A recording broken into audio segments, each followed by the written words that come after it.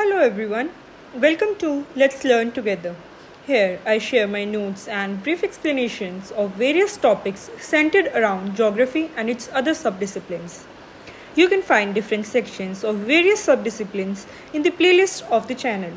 If you are new to this channel, then do subscribe and support us by sharing your valuable feedback. You can also connect to us through YouTube, Facebook, or Instagram under the handle Let's Learn Together. Hello everyone, welcome back to Let's Learn Together. काफ़ी time से जो है channel activate नहीं था कुछ personal reasons की वजह से, but now I am back and we will try to upload videos regularly. तो आज जो हम टॉपिक डिस्कस कर रहे हैं वो है क्लास 7 का चैप्टर 1 ज्योग्राफी का, विच इज़ दी एनवायरनमेंट. इस चैप्टर में हम बात करेंगे एनवायरनमेंट के बारे में. So first let's see environment क्या है, ये वर्ड कहाँ से आया है. तो जो वर्ड है environment, it is derived from French word, sorry यहाँ पे थोड़ा सा स्पेलिंग मिस्टेक हो गया है, which is environner, which means neighbourhood. हमारा जो नेबरहुड है या फिर हम कहें सराउंडिंग, जो सराउंडिंग है उसे हम एनवायरनमेंट कहते हैं. एंड इसमें सारी चीजें इंक्लूड हैं, या तो कोई नेचुरल चीज है जो पहले से भगवान ने बनाई है कह सकते हैं, या फिर जो भी चीज हम आसपास देख पा रहे हैं, चाहे वो किसी इंसान ने बनाई है, चाहे वो कुदरत का करिश्मा है, हमारा नेचर एनवायरनमेंट, घर देख रहे हैं, पार्क देख रहे हैं, जानवर देख रहे हैं, ये सभी जो चीजें हैं एनवायरनमेंट का हिस्सा हैं. जब अब बात करते हैं एनवायरनमेंट के कंपोनेंट्स की, क्या क्या चीजें हैं जो इसमें आती है. सबसे पहले तीन मेन चीजें हैं हमारे जो कंपोनेंट्स हैं एनवायरनमेंट के.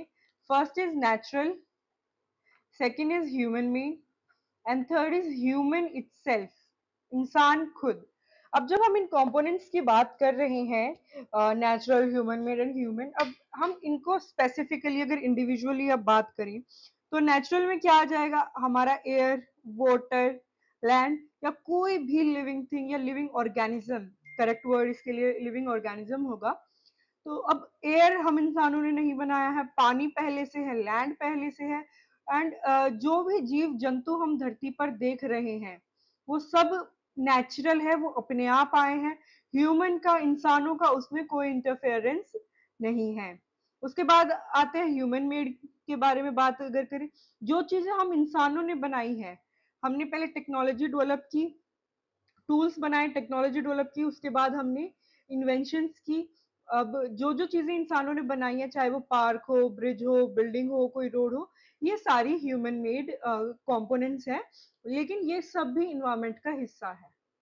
अब जब हम इंसानों की बात करें तो इंसान खुद भी एक कंपोनेंट है एनवायरनमेंट का.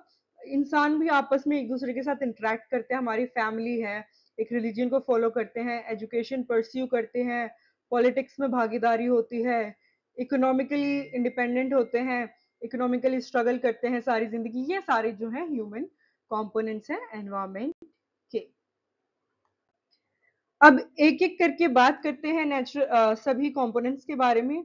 सबसे पहला है नेचुरल एनवायरनमेंट. जैसे पहले बताया मैंने, सभी चीजें नेचुरल जो हमारे पास अवेलेबल हैं, जो हमने नहीं बनाई है, इंसानों ने नहीं बनाई है, पहले से मौजूद है, वो आपका सारा नेचुरल एनवायरनमेंट का हिस्सा रहेगा.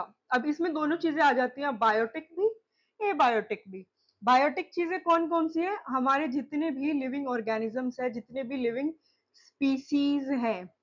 अब लिविंग स्पीसीज या लिविंग ऑर्गेनिज्म कौन कौन से हो सकते हैं, सबसे पहले प्लांट्स, फिर एनिमल्स, हम ह्यूमंस खुद बायोटिक हैं.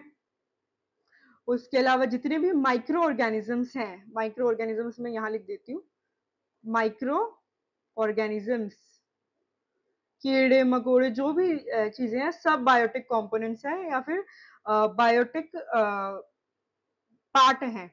एबायोटिक में क्या आ जाएगा, सारे नॉन लिविंग एलिमेंट्स, जो चीजें जिंदा नहीं है, जो चीजें सांस नहीं लेती, प्रोड्यूस नहीं करती, वो सारी नॉन लिविंग एलिमेंट्स है. इसमें क्या हो गया आपका, एयर, वाटर, लैंड, माउंटेन, ठीक है, और क्या हो सकता है आपका, वोल्केनो, रॉक, सॉइल, ये सारे जो भी नॉन लिविंग एलिमेंट्स है ये सारे आपका एबायोटिक कंपोनेंट्स हैं। अब नेचुरल एनवायरनमेंट में सबसे बड़ी जो चीज, अब तीन डोमेन्स हैं हमारे पास, तीन बड़े स्फीयर्स हैं या फिर तीन बड़े पार्ट्स हैं, कैटेगराइजेशन है, जो कि है सबसे पहले लिथोस्फेयर, हाइड्रोस्फेयर, एटमॉस्फेयर। एंड जब इन तीनों का मिक्सअप होता है, जब तीनों आपस में इंटरेक्ट करते हैं, तो जो ये चौथा डोमेन बनता है तीनों हिस्सों को मिलाकर, वो होता है आपका बायोस्फेयर। ये करके देखते हैं क्या है। तो सबसे पहले लिथोस्फेयर की अगर बात करें, जो सॉलिड क्रस्ट है वो लिथोस्फेयर है, जो आप लैंड देख पा रहे हो, जिस लैंड पर हम खड़े हैं, रहते हैं, सॉलिड जो क्रस्ट है टॉप मोस्ट लेयर अर्थ के इंटीरियर की, वो हमारा लिथोस्फेयर है। रॉक्स से बना है, रॉक्स एंड मिनरल्स से जो है कॉम्पोजिशन हुआ है लिथोस्फेयर का। एक चीज जो यहाँ पे नहीं मेंशन है वो ये है कि इस जो क्रस्ट है, इसके ऊपर एक बहुत ही थिन लेयर है सॉइल की, वो भी लिथोस्फेयर का पार्ट है। उसके अलावा लिथोस्फेयर भी आपका जो है दो टाइप्स का है, एक ओशियनिक एंड एक जो आपका है ओशियनिक एंड कॉन्टिनेंटल। जो कॉन्टिनेंटल लैंड है, ओशियंस जो है, ओशियंस के अंडरनीथ भी लैंड ही है, क्रस्ट ही है, तो वो भी लिथोस्फेयर का पार्ट है। उसके अलावा जितनी भी लैंड फॉर्म्स हम देख सकते हैं धरती पे, आपका माउंटेन्स है, आपका फॉरेस्ट है, ग्रासलैंड है, एग्रीकल्चर है, लैंड है, वो सभी जो चीजें हैं वो भी लिथोस्फेयर का पार्ट है।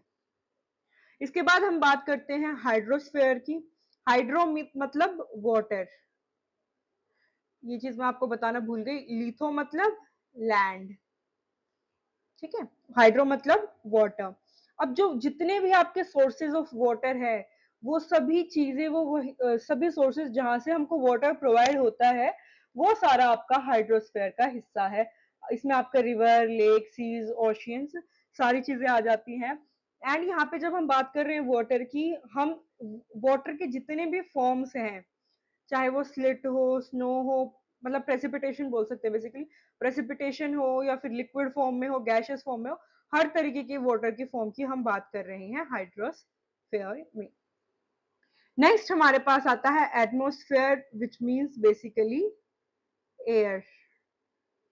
अब अर्थ के चारों तरफ एक थिन लेयर है एयर की, जिसमें बहुत सारी हमारी गैसेस इन्वॉल्व हैं, डस्ट है, वेपर है, ये सारी चीजें मिलके एक थिन लेयर बनाती है एयर की, जो अर्थ के चारों तरफ है, जिसमें हम रहते हैं, जिसकी वजह से सांस ले पाते हैं। यही जो लेयर है ये हमें सन से भी बचाती है। एंड ये जो एयर है ना, इसको अर्थ ने होल्ड कर रखा है किसकी मदद से? ग्रेविटेशनल फोर्स की वजह से। ग्रेविटेशनल, जो अर्थ का ग्रेविटेशनल पुल है, उसने इस एटमॉस्फेयर को जकड़ के रखा हुआ है, पकड़ के रखा हुआ है।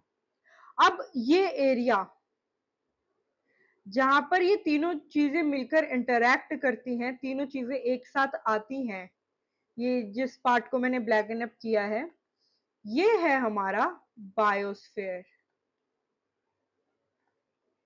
अब बायोस्फेयर क्या है? ये वो लाइफ सपोर्टिंग जोन है जहां पे ये तीनों जो डोमेन है वो मिलते हैं। इसमें प्लांट्स, एनिमल्स भी आते हैं, आपके ह्यूमंस भी आते हैं। जब इन तीनों का संगम होगा तभी जो है लाइफ पॉसिबल है, अर्थ पे जिंदा रहना पॉसिबल है, क्योंकि जिंदा रहने के लिए जमीन भी चाहिए, पानी भी चाहिए, हवा भी चाहिए, ठीक है, और बाकी लिविंग ऑर्गेनिजम्स भी चाहिए, अकेले थोड़ी ना रह सकते हैं। तो ये जो पूरा संगम होता है ये मिलके बनाता है चौथा डोमेन, विच इज बायोस्फीयर। अब नेचुरल की तो बात हो गई है, अब एक बार बात कर लेते हैं ह्यूमन एनवायरनमेंट की। अब ह्यूमन एनवायरनमेंट में क्या आएगा? ह्यूमन जितनी भी एक्टिविटीज हम परफॉर्म करते हैं, क्रिएशन करते हैं, या आपस में जो ह्यूमंस है वो इंटरैक्ट करते हैं, वो सारा आपका ह्यूमन एनवायरनमेंट का हिस्सा है। अब हम आपस में ह्यूमंस इंटरैक्ट कैसे करते हैं? एजुकेशन लेते हैं, रिलीजियसली इंटरैक्ट करते हैं, एक कम्युनिटी है हम सबकी, एक ह्यूमन कम्युनिटी में हम रहते हैं, इंटरेक्ट करते हैं, तो ये जितना भी ह्यूमन इंटरेक्शन है वो सारा पार्ट है आपके ह्यूमन एनवायरमेंट का। इसके बाद आ जाता है ह्यूमन मेड एनवायरमेंट। जब ह्यूमंस इंटरैक्ट करते हैं तब क्या होता है, वो नेचुरल एंड उसके बाद क्या करते हैं, आइडियाज डेवलप होते हैं, टेक्नोलॉजी डेवलप होती है। उसके बाद वो क्या करते हैं, ये जो नेचुरल एनवायरनमेंट है इसको हम मैनिपुलेट करते हैं, इसको हम यूज करना स्टार्ट कर देते हैं ताकि हम अपनी खुद की जो जरूरतें हैं उनको पूरा कर सकें। एंड अब जब ये नेचुरल एनवायरनमेंट को यूज करके हम अपनी जरूरतें पूरी करते हैं, तब आता है आपका ह्यूमन मेड एनवायरनमेंट, तब बनता है आपका ह्यूमन मेड एनवायरनमेंट। अब इसमें क्या होता है, अब इसका अगर एग्जांपल दे स्टार्टिंग स्टेज से, तो जो अर्ली ह्यूमंस थे उन्होंने कोई बड़े बदलाव नहीं किए थे अर्थ पे। डायरेक्टली क्या करते थे, जानवर मारते थे, खाते थे, पेड़ों से फल निकालते थे और वो खाते थे। उसके बाद क्या हुआ, मैनिपुलेशन कहाँ से स्टार्ट हुई, जब हुआ एग्रीकल्चरल रिवॉल्यूशन। जब हुआ एग्रीकल्चर रिवॉल्यूशन, उस समय क्या हुआ, ह्यूमंस ने, हम इंसानों ने क्या किया, हमने एनवायरनमेंट में आर्टिफिशियली, आर्टिफिशियली तो करेक्ट वर्ड नहीं रहेगा, बट हमने क्रॉप्स को उगाना स्टार्ट किया। पहले तो जो थी चीज थी जो उग रही थी वो नेचुरल थी, अब हमने खुद उगाना स्टार्ट किया नेचुरल जो एनवायरनमेंट है उसको यूज करके, पानी लेके, किसी पेड़ से किसी फल के बीज निकाल कर, ऐसे ऐसे हमने नेचुरल एनवायरनमेंट को यूज किया एंड एग्रीकल्चर करना स्टार्ट किया, जिससे हुआ एग्रीकल्चरल रेवोल्यूशन। उसके बाद जब 20th सेंचुरी आई तब हमने इंडस्ट्रियल रेवोल्यूशन भी किया।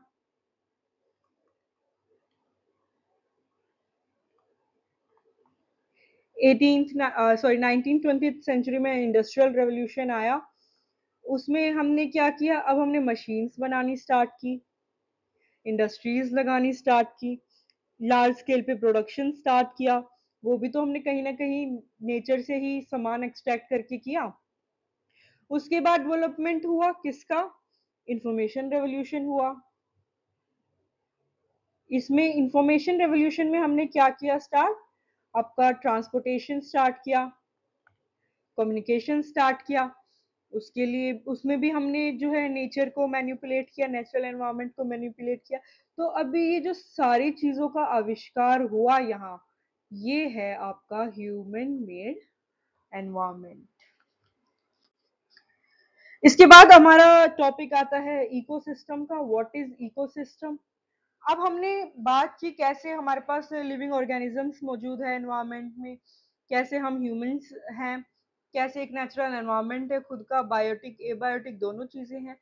तो जो ये सारी चीजें मिलकर इंटरैक्ट करती है, कोई भी लिविंग ऑर्गेनिजम्स जब आपस में इंटरैक्ट करेंगे या फिर अपने आसपास के एनवायरनमेंट के साथ, अपने सराउंडिंग के साथ इंटरैक्ट करेंगे, वो है उसका इकोसिस्टम। अब इसको और सिंपल तरीके से देखे जाए तो अब हम कहाँ रह रहे हैं, हमारे आसपास कुछ लोग हैं, कुछ चीजें हैं, पेड़ हैं, पौधे हैं, घर है, हम आपस में इंटरेक्ट कर रहे हैं। मुझे कुछ चीज की जरूरत है, मैं नेचर से ले रही हूँ, किसी इंसान की जरूरत है उससे मदद मांग रही हूँ, रह रही हूँ। तो जितनी भी चीजें मेरी आसपास है वो मेरा इकोसिस्टम है। सेम अब किसी जानवर की अगर बात करें, सपोज बात करें हम फिश की, फिश पानी में रह रही है, फिश पानी में होती है तो पानी में भी कुछ पेड़ पौधे, कुछ पौधे होते हैं, बेसिकली एक्वेटिक प्लांट्स होते हैं। ठीक है, बाकी की फिशेज होंगी, शार्क्स होंगी, बाकी के अदर एनिमल्स होंगे सी में, वो उसका इकोसिस्टम है। ठीक है, तो इकोसिस्टम भी अब हमारे पास दो तरीके से है, दो टाइप्स का है, नेचुरल एंड आर्टिफिशियल। नेचुरल, जो नेचुरली इकोसिस्टम हमारे पास अवेलेबल है, डेजर्ट है, हमने तो नहीं बनाया डेजर्ट, डेजर्ट तो पहले से ही है। सेम फॉरेस्ट, ग्रासलैंड, माउंटेन, ये सारी चीजें हमने नहीं बनाई है, ये पहले से मौजूद है। यहाँ पे पहले से एक हैबिटेट है जो वहां पे रह रही है, जो इस एनवायरनमेंट के साथ फेमिलियर है। सेम आर्टिफिशियल की अगर अब हम बात करें, आर्टिफिशियल है जो हमने बनाया है। एक्वेरियम तो अपने आप नहीं बने हैं, हमने बनाए हैं आर्टिफिशियली।